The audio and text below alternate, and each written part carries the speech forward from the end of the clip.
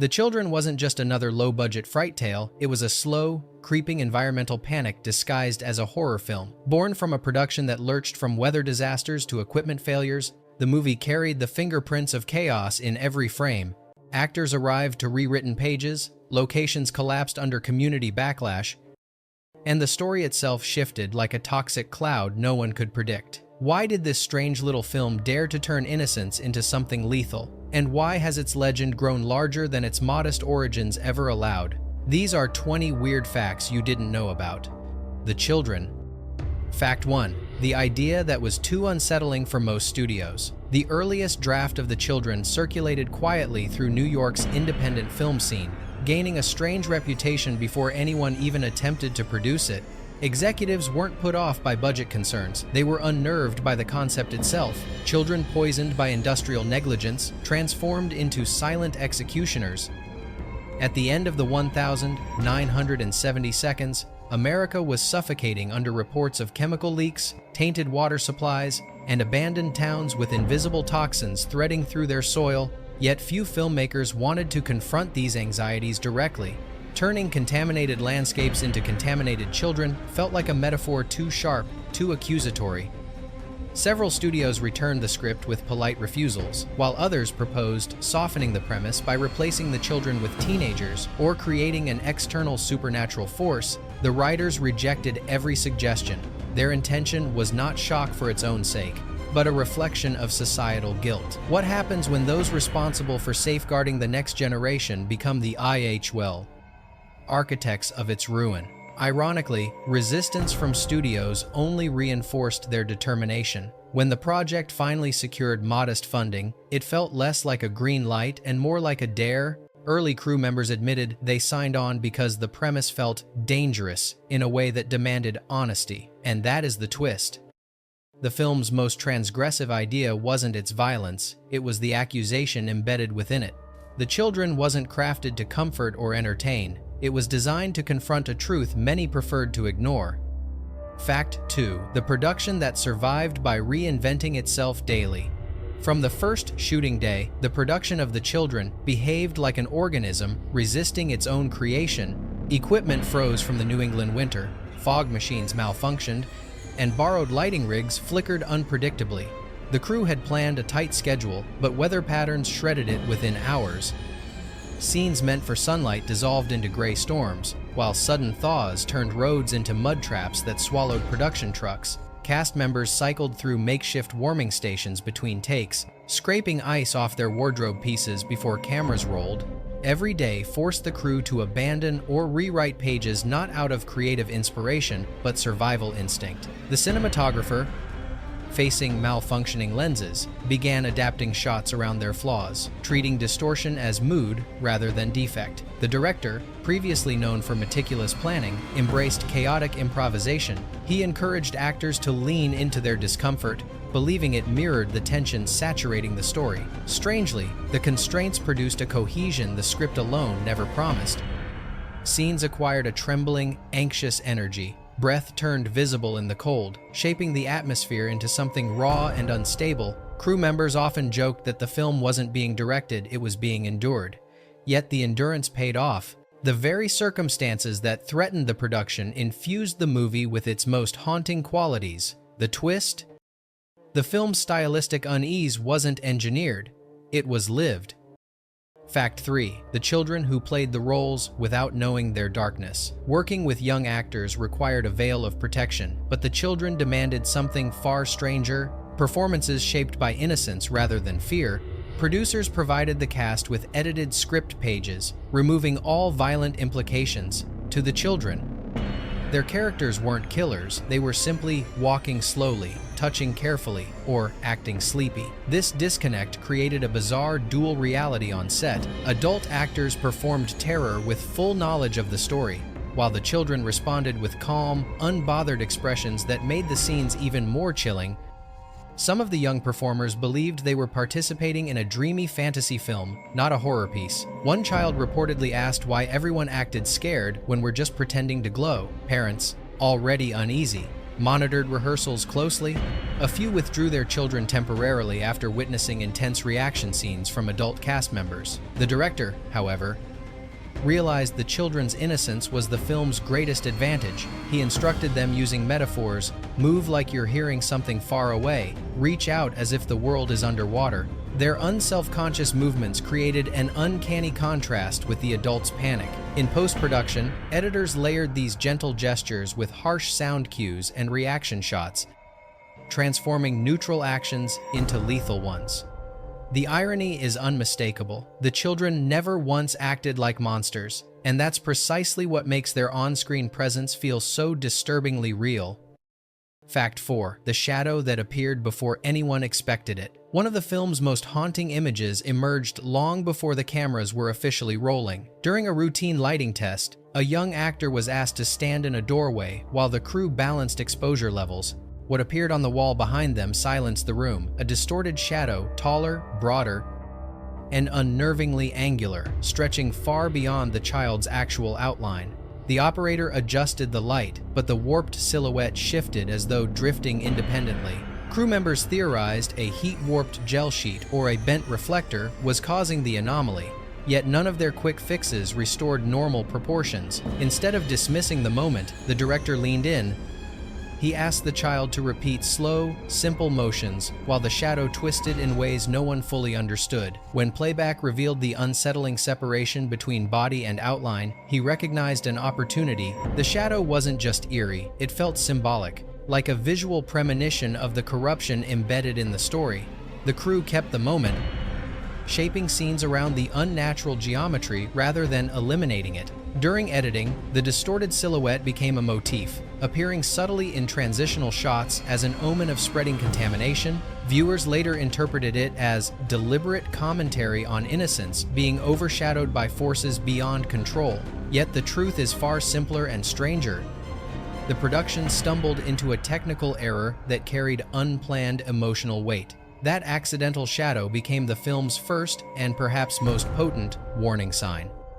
Fact 5. The lethal touch effect that should have looked ridiculous. When the effects department first outlined their plan for the children's lethal touch, no one expected it to work. With almost no budget for optical effects, the team resorted to layering overexposed frames, hand-scratched negative streaks, and borrowed smoke overlays. The result, on paper, sounded chaotic, a patchwork of mismatched techniques that risked looking amateurish.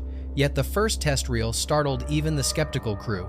The effect didn't resemble fire or electricity. Instead, it rippled across actors' edges, like corrosive energy eating through skin, jagged and unpredictable. The randomness gave the impression of something organic, as though the toxin behaved with its own malignant logic. Actors performing death scenes had no reference visuals, so their exaggerated motions synced unexpectedly well with the erratic overlays. Editors found that embracing small timing mistakes, slight frame jumps, uneven exposures made the effect feel even more violent. Critics later praised the film for its invented chemical burn aesthetic, assuming months of experimentation had produced it. But the truth is that the effect succeeded precisely because the pieces didn't fit neatly.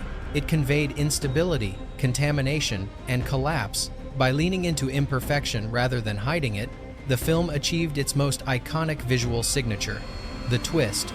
Audiences feared an illusion the filmmakers themselves barely understood. Fact 6. The parents who nearly shut down the entire production. The production's greatest conflict didn't come from weather, budget, or equipment. It came from the parents of the child actors. Early assurances from producers framed the film as a mystery drama with light suspense. But as shooting progressed, families noticed alarming inconsistencies. Adult actors rehearsing anguished collapses, scorched props tucked away in corners, and whispered conversations about danger cues that children were never allowed to hear. Concern escalated after one young performer mentioned practicing a special touch that makes people fall down. A group of parents confronted the director, demanding clarity. When they discovered storyboards depicting charred victims and scenes of mounting panic, Outrage erupted. Some threatened to pull their children from the film entirely. Others insisted on oversight measures or rewrites. The director, caught between artistic ambition and ethical responsibility, held multiple meetings to explain that the children would never witness violence directly and that all frightening elements would be added in post-production. Though the explanation softened resistance, distrust lingered. Producers were forced to restructure shooting schedules, limiting children's time on set and increasing supervision. Ironically, the constraints improved the film's tone. Because explicit violence was too controversial to stage, the director embraced implication-reaction shots, fragmented angles, and atmospheric dread. The children remained blissfully unaware, their calm expressions forming a chilling counterpoint to the adults' fear. The twist is that the parents who nearly shut the production down inadvertently pushed the filmmakers toward a subtler, more psychologically disturbing approach, one that elevated the movie far beyond its budget. Fact 7. The town that realized too late what it had agreed to. The Massachusetts town that hosted the children initially welcomed the production as a harmless curiosity, an economic boost, a novelty, a chance to appear on screen, but goodwill dissolved rapidly once residents understood the premise. Children transformed by toxic exposure into silent killers. Word spread through church bulletins, school meetings, and late-night conversations at diners. Parents voiced fear that the film painted their community as morally corrupted, while local leaders privately worried about being associated with controversy. When a fog machine test drifted across a side street, several residents mistook it for a real chemical leak and called emergency services. The incident fueled panic and resentment. Shop owners withdrew permission for window shots, homeowners rescinded property agreements, and the town council informally urged the crew to consider alternative locations. Filming became a covert operation, with scenes relocated to deserted lots, private barns, and sympathetic backyards. The director noticed the natural tension around them. Streets looked emptier, conversations grew quieter, and the air felt thick with suspicion. Instead of resisting this shift, he used it. The town's unease seeped into the film's visual language. Lonely fields, abandoned intersections, and silent houses became symbols of a community distancing itself from a perceived threat. When the movie eventually premiered, the town publicly denied involvement, yet decades later, horror fans seeking filming locations revived interest, prompting conflicted pride among residents. Some softened, acknowledging the film's cult status. Others still refused any association. The twist is that the town's rejection didn't undermine the film, it shaped its atmosphere so completely that their discomfort became part of its DNA.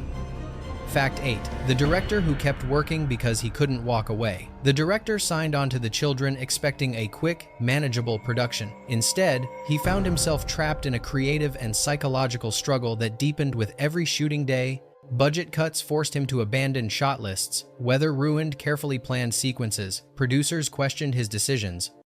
And arguments erupted over safety protocols involving the young cast. At one point, exhausted and convinced the project was spiraling out of control, he attempted to resign, but obligation and something closer to obsession pulled him back. Crew members observed that he became unusually introspective, rewriting dialogue minutes before shooting and encouraging long stretches of silence instead of exposition. He experimented with low camera angles that emphasized adult vulnerability, often positioning the children at the edge of the frame like encroaching shadows. His directing style grew more instinctive, less calculated, as though he were listening to the story rather than shaping it.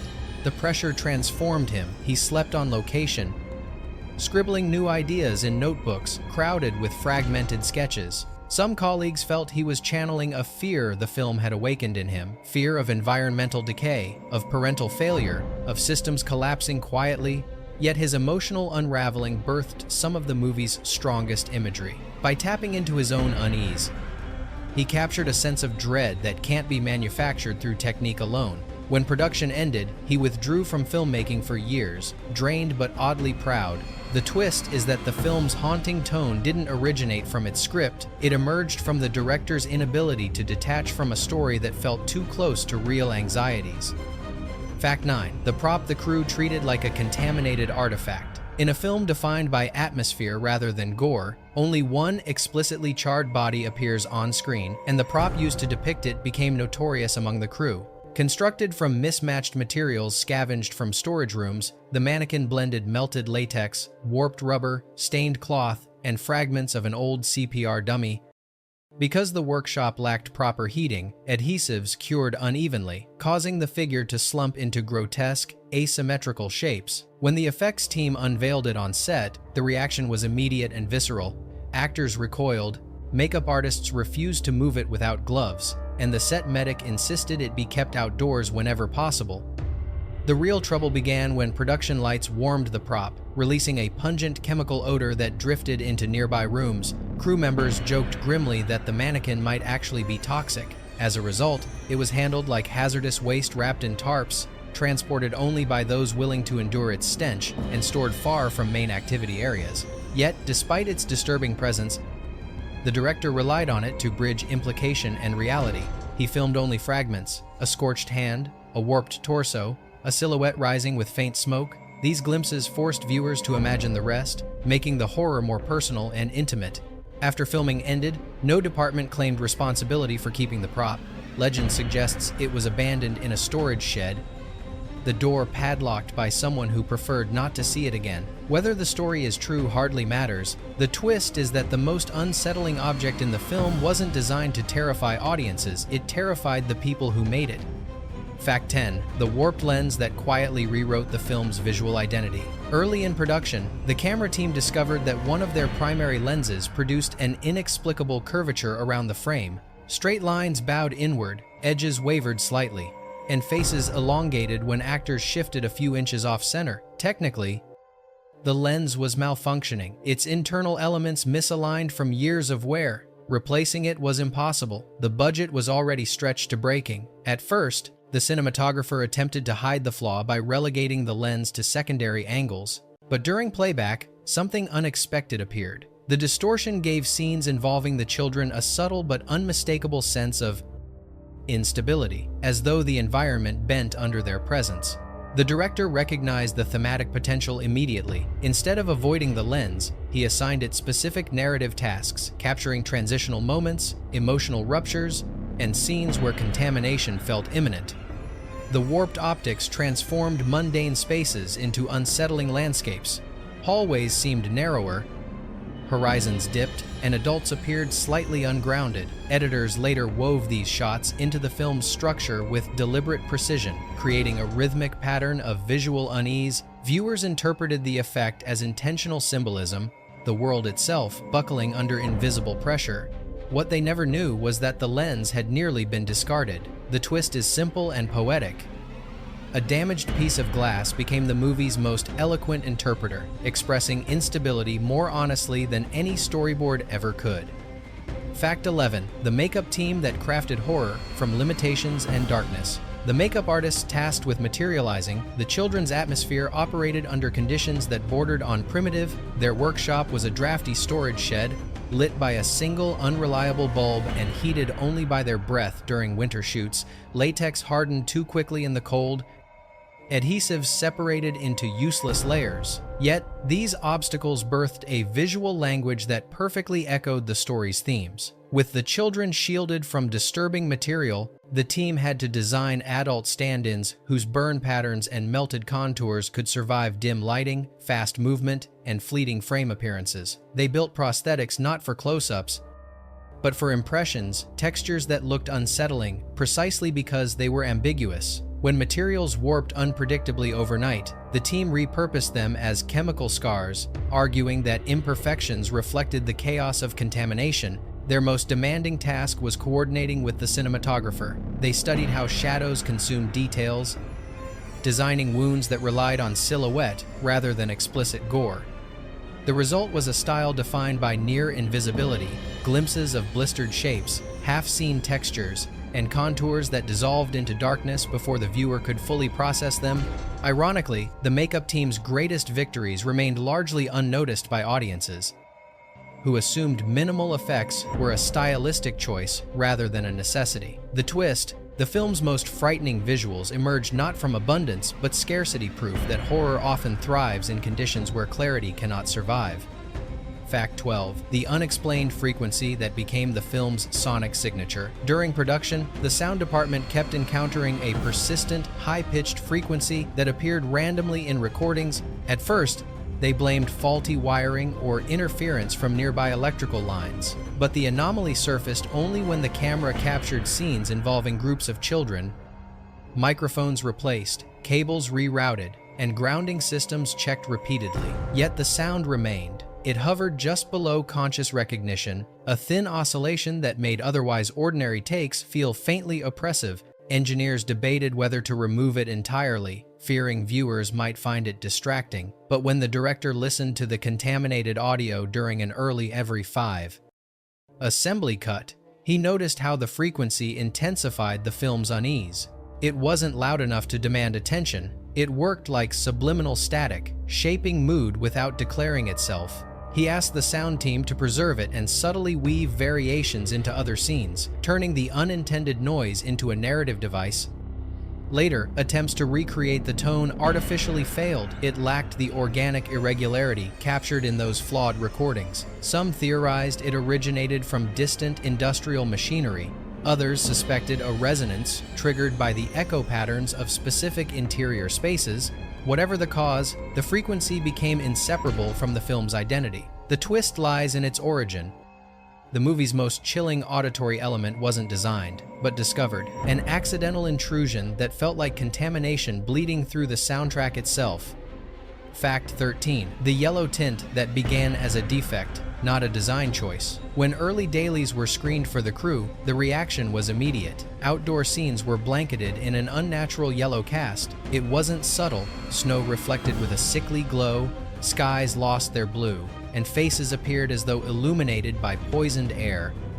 The cinematographer feared the worst, a faulty film batch or processing error that would force costly reshoots. Laboratory tests eventually revealed the strange culprit. The specific film stock they were using reacted inconsistently in cold, high-reflective environments. In short, winter light contaminated the image, reshooting was impossible, and hiding the discoloration proved futile, as it appeared unpredictably across takes. The director reviewed the material again, this time through the lens of theme rather than error. The yellow tint resembled the residue of chemical fallout, a subtle, environmental sickness creeping into every frame. Instead of resisting it, he allowed the tint to become a narrative force.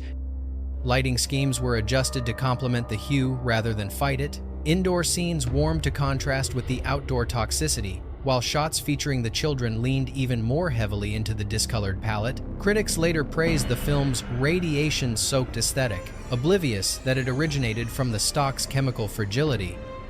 When restoration teams approached the film decades later, they debated whether to correct the hue. Ultimately, they preserved it, acknowledging that the tint no longer functioned as an error, but as the film's visual identity. The twist is that contamination entered the children long before the story required it. Even the film stock carried evidence of corruption. Fact 14. The patrol car that became a symbol of failing systems. A pivotal chase sequence required the sheriff's patrol car to start instantly, signaling urgency and resolve. But the vehicle, borrowed from a local source, refused cooperation from the moment cameras turned toward it. The engine stuttered, coughed, and repeatedly died in the cold. Undermining every attempt to stage the scene as scripted, mechanics tried the usual fixes: new plugs, fuel line flushes, rewiring ignition coils, but the car behaved as though it resented being part of the production. Hours slipped away. Actors sat warming their hands against portable heaters, waiting for news. After yet another failed take, the director made a decision that altered the tone entirely. He asked the actor playing the sheriff to fold the malfunction into the performance. The actor, already frustrated, slammed the steering wheel, muttered curses, and fought the ignition until the engine finally caught. The moment was raw, real, and unexpectedly powerful. It communicated not just narrative urgency, but systemic fragility, the sense that even essential tools fail when catastrophe looms. During editing, technicians had to manipulate audio to maintain continuity, as the car started differently in every take, but the emotional truth remained intact. Viewers later praised the scene for its authenticity, interpreting the car as a metaphor for infrastructure buckling under crisis. The twist is that this symbolism was accidental. A stubborn engine, not artistic intention, became the film's commentary on institutional collapse. Fact 15. The editor who reshaped chaos into a coherent nightmare. Post-production fell into the hands of an editor who worked out of a makeshift facility that had once been a broom closet. The room was so narrow he could barely turn his chair without bumping into stacks of film canisters. With no ventilation, the air grew heavy with chemical fumes from aging celluloid. Yet, this claustrophobic environment sharpened his instincts. As he sifted through footage, he noticed that scenes acquired new meaning when allowed to breathe in silence. Moments of stillness originally filmed as mundane transitions carried a tension that amplified the narrative's dread. He restructured sequences to lean on these pauses, allowing the story's unease to accumulate slowly. Misfiled reels occasionally landed in the wrong bins, creating uncanny juxtapositions, children appearing in scenes they weren't meant to inhabit, adults reacting too early or too late. Instead of discarding these accidents, he refined them, integrating the sense of temporal fracture into the film's pace. Environmental sounds from the cramped room, hums, creaks, distant machinery found their way into the sound layers, grounding the horror in an almost documentary realism. When the rough cut screened, crew members were stunned. The editor had transformed a fragmented, weather-beaten production into something coherent and unnervingly atmospheric. His confinement mirrored the film's themes of entrapment and unseen pressure. The twist: the film's haunting rhythm wasn't captured on set, it was forged in a room too small to contain the nightmares it shaped. Fact 16. The distribution dispute that made the film vanish almost overnight. After its limited run, The Children didn't merely fade into obscurity, it evaporated. As if pulled from circulation by an invisible hand, theater owners reported sudden cancellations, catalogs quietly removed the title, and television programmers claimed the rights had become unclear. Speculation bloomed. Some believed the backlash from parental groups had succeeded in suppressing the film. Others suspected that chemical companies had objected to its ecological undertones. But beneath these rumors lay a far less theatrical truth, a labyrinth of conflicting contracts. Multiple parties claimed ownership of the film's international distribution rights, each citing clauses buried in poorly drafted agreements. When financial disputes erupted, centered on unpaid licensing fees, lawyers warned that releasing or broadcasting the film could trigger litigation. Distributors backed away instantly. For nearly a decade, The Children existed only as degraded bootlegs passed quietly among horror collectors. Ironically, the gaps in its availability intensified its legend.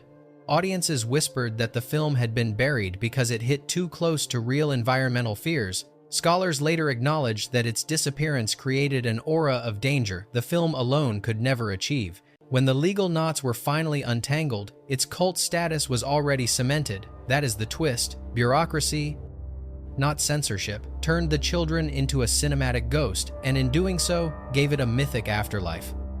Fact 17. The critic whose outrage accidentally turned the film into a cult artifact. One newspaper review did more to elevate The Children than any marketing campaign. A respected East Coast critic attended a weekday screening and emerged furious.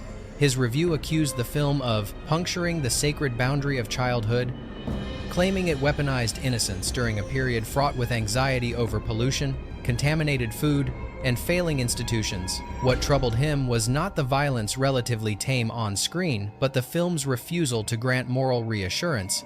There was no expert offering answers, no comforting explanation, no symbolic victory of good over corruption. Instead, adults died helplessly, while children, untouched by guilt or awareness, delivered death with quiet finality. The critic warned that the film risked shattering the emotional contract between parent and child. His condemnation sparked debate.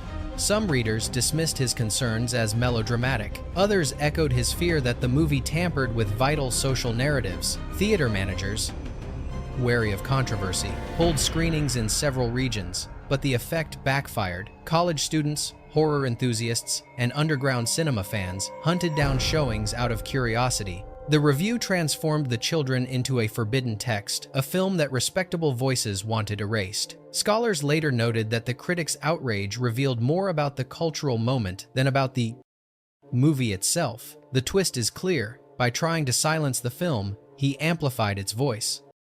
Fact 18. The letters that turned artistic criticism into personal threats. As The Children slowly built its notoriety, the director began receiving a stream of letters, first cautious objections, then escalating into something darker.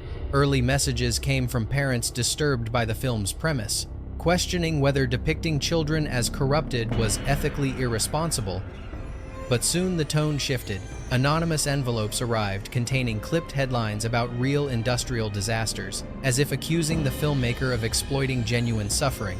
Others delivered cryptic warnings: "You've stepped into a place you don't understand," or "Children are not yours to reshape." One package included soot and a torn photograph of a playground, prompting the director to alert authorities. Investigators found nothing actionable, but the psychological impact lingered. Crew members recalled his growing reluctance to discuss the film in interviews, particularly its symbolic implications. He confided that the letters unsettled him not because they threatened harm, but because they suggested the movie had touched a cultural nerve deeper than he anticipated. Over time, supportive fan mail overshadowed the hostility, but the early barrage left its imprint. The director later reflected that these reactions revealed why the story resonated. It used fiction to expose unspoken societal fears about contamination, responsibility, and the fragility of innocence. The twist is that the threats were never simply about a horror movie, they were about the anxieties people saw reflected within it. Fact 19. The ending that forced viewers to question what they thought they understood. The conclusion of The Children remains one of the most debated elements of the film, not for what it shows, but for what it refuses to clarify. Early drafts contained a tidy explanation for the contamination, complete with scientific jargon, and a final line offering faint reassurance. Yet, during post-production, the director began cutting these clarifying details. He believed the unknown was more frightening than any explanation the script could offer. The more he removed, the more the story gravitated toward ambiguity. The final edit presents a world where order collapses quietly, where causes blur, and where adults stand powerless before a threat they cannot diagnose. The closing image, a newborn displaying the same signs of infection, destroys any illusion of resolution. Early audiences were unsettled, some insisting the ending was incomplete, others speculating that the filmmakers were teasing a franchise, but scholars later argued that the ambiguity was intentional. The film reflects anxieties of an era struggling with unseen contaminants, unexplained illnesses, and institutional failures.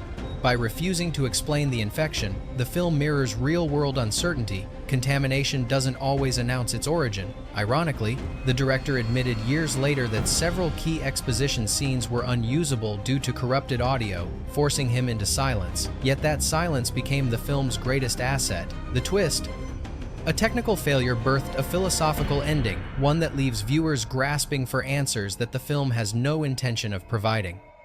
Fact 20. The cult legacy carved from accidents, limitations, and unintended genius. When The Children exited theaters, few believed it would earn a future beyond midnight reruns. Yet the film's second life grew not from mainstream approval, but from imperfections that matured into legend. Poor quality VHS transfers, warped audio, grainy frames, yellowed palettes circulated among horror collectors.